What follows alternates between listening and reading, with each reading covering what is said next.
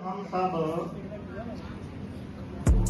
Gurdwara Sahib one EME centre में बैसाखी का पर्व मना रहे हैं। यहाँ पर मैं आपका स्वागत करता हूँ। नानक शाही कैलेंडर के अनुसार जब बैसाख का महीना शुरू होता है तो पहली तारीख को बैसाखी का पर्व मनाया जाता है। बैसाखी के साथ जुड़ा है साहस, वीरता और शहीदी का एक शानदार इतिहास। किसी शायर ने कहा है, जिनको अपनी विरासत का एहसास नहीं होता उनका कोई इतिहास नहीं होता। तो हम सब अपनी विरासत और इतिहास को जानते हैं, इज्जत करते हैं। इसलिए खालसा पंथ की स्थापना श्री गुरु गोविंद सिंह जी अपनी जीवनी में अपने जीवन का लक्ष्य बताते हुए कहते हैं कि मैं इस जमीन पर किस लिए आया। कहते हैं, हम एक काज जगत मोह आए, धर्म हेतु गुरुदेव पठाए। जहाँ तहाँ तुम धर्म विचारो, दुष्ट दोखियन पकड़ पछारो।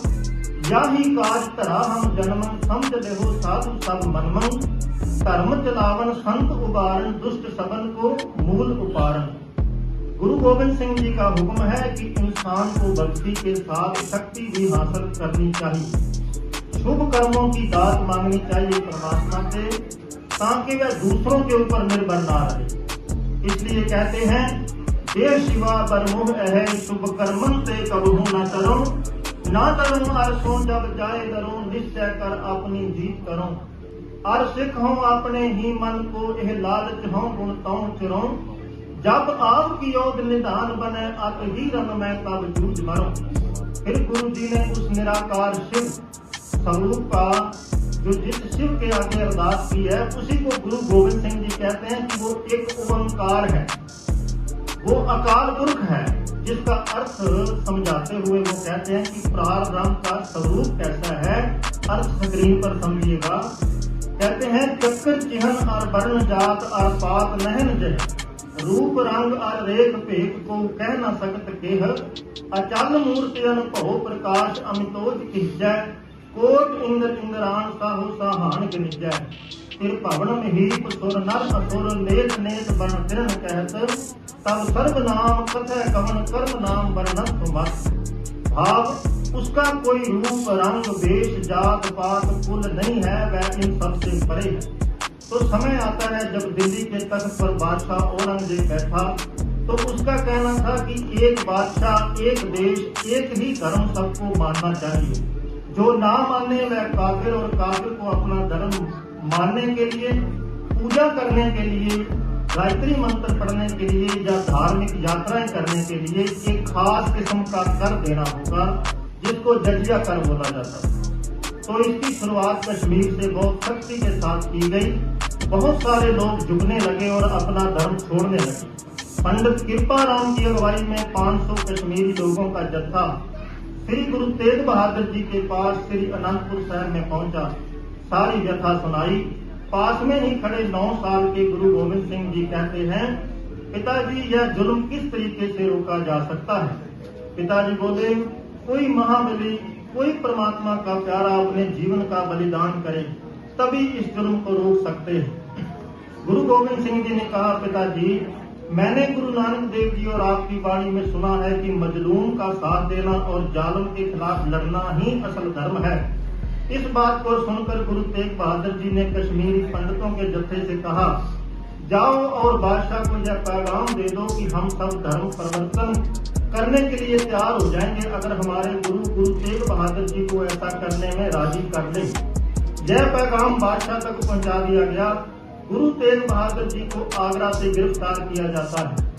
दिल्ली ले जाकर उन पर मुकदमा चलाया गया। गुरु तेग बहादुर जी से सवाल जवाब पूछते हैं। कहते हैं कि आपका पूजा करने का तरीका इनसे अलग है, फिर आप इनका पक्ष क्यों ले रहे हैं। ध्यान से सुनिएगा गुरु अर्जन देव जी ने क्या कहा। कहा, यहाँ धर्म का मसला ही नहीं, ये मनुष्य के मूल अधिकारों की बात है कि वो कैसे, किसकी और कब पूजा करेगा, ये फैसला निजी है।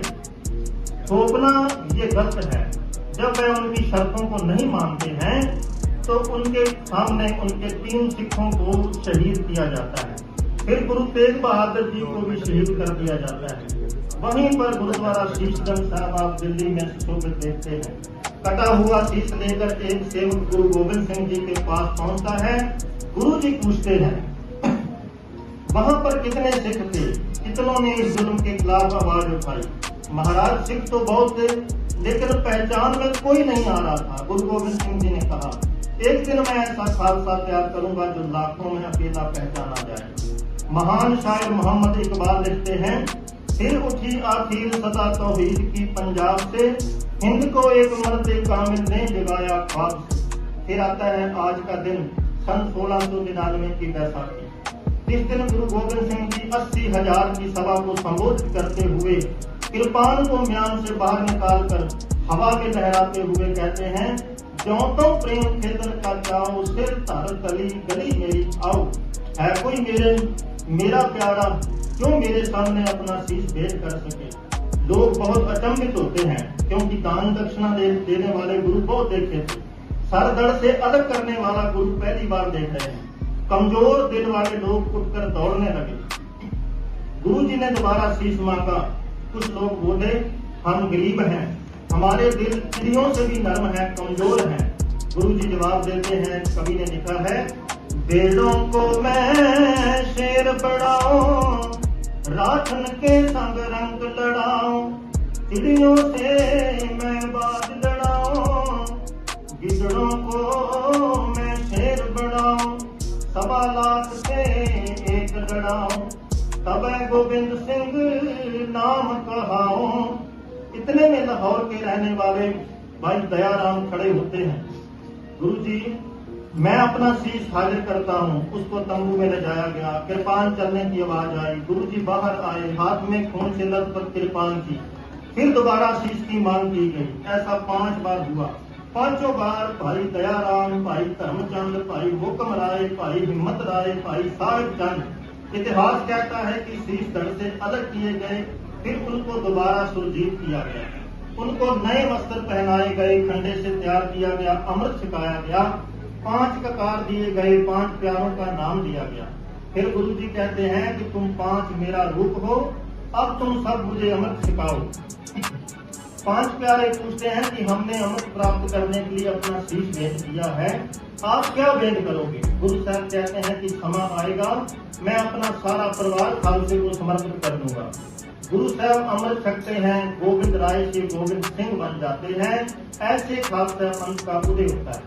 खालसे को शस्त्र और शास्त्र की सिखलाई दी गई, सेना तैयार की गई। खालसा पंथ की साधना के बाद कई राजे महाराजे गुरु जी से मिलते हैं, कहते हैं कि हम भी आपके पंथ का हिस्सा बनना चाहते हैं, लेकिन कुछ शर्तों के साथ। क्या शर्तें? हमारी जाति के अनुसार हमारे लिए अमृत और लंगर की अलग व्यवस्था की जाए।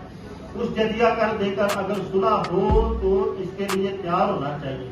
हम हथियारों से मुकाबला नहीं कर सकते हैं, इसलिए बातचीत करनी चाहिए।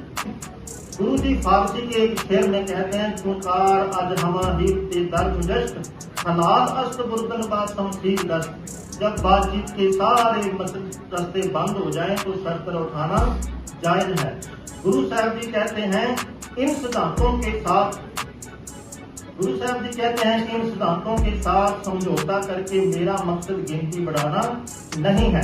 कहते हैं कि कोई किसी को राज ना दे हैं, जो दे हैं निज बल से दे हैं। इन राजाओं में से बहुत सारे लोग मुगलों के साथ मिलकर गुरु साहब के खिलाफ लड़ते हैं। कई जंग और युद्ध होते हैं, बहुत लोगों की कुर्बानियां होती हैं। चमकौर की गढ़ी 40 सिख, लाखों फौज का घेरा पड़ जाता है। उनके बड़े पुत्र गुरु गोविंद सिंह जी के बड़े पुत्र लड़ते हुए शहीद होते हैं। छोटे साहिबजादे जिनकी उम्र 7 और 9 साल की थी, माता बुजुर्ग माता जिनको सरहंद में गिरफ्तार किया जाता है। गुरु गोविंद सिंह जी से बदला देने के लिए, उनको धर्म छोड़ देने के लिए जुर्म किए जाते हैं। जब वह नहीं मानते तो आपको उनको जिंदा दीवारों में चिनवा दिया जाता है। जब गुरु जी से कोई पूछता है कि एक बेटा बचा लेते आपकी कुल चलती रहती, तो गुरु जी जवाब देते हैं, हम सब की तरफ देखते हुए इन पुत्रन के शीश पर वार दिए सुत 4 मुए तो क्या हुआ जीवत कई 1000। बादशाह बहादुर शाह जफर नांदेड़ की धरती पर गुरु जी से मिलने आते हैं। वो जानना चाहते थे कि जो गुरु बाकी लोगों को चढ़ती कला में, आनंद में रहने की, परमात्मा की मौज में रहने के संदेश देते हैं, कितनी कुर्बानियों के बाद उनका क्या हाल है। तो गुरु साहब जी से जब पूछते हैं कि आप कैसे हैं, थोड़ा सा अलग टोन में, तो गुरु साहब जी जवाब देते हैं, बहादुर शाह मैं बुलंदी से गुजरा हूँ, ये फारसी का शेर है, मैं बुलंदी से गुजरा हूँ, मैं पस्ती से गुजरा हूँ, लेकिन जहाँ से भी गुजरा बड़ी मस्ती से गुजरा। भाव दुनिया की नजर में मेरे पास सब कुछ था और अभी कुछ भी नहीं है, लेकिन अकाल पुरख मेरे साथ हमेशा था, मैं हमेशा आनंद में था।